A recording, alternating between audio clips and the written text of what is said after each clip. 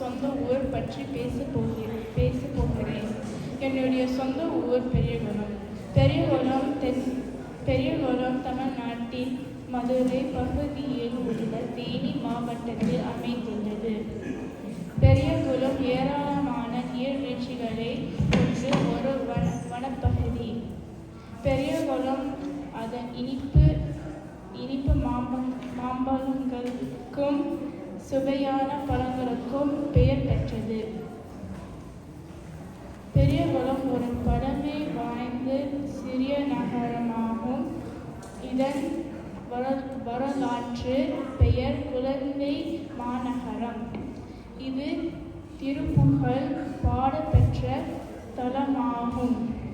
இங்கு ராஜராஜனால் கட்டப்பட்ட பெரிய கோவில் ஒன்று உள்ளது. மேலும் விடுதலை போராட்ட வீரரான மருதநாயகம் எனப்படும் யூசுப் கானின் கால்கள் வடுகரை பள்ளிவாசலில் அடக்கப்பட்டுள்ளன.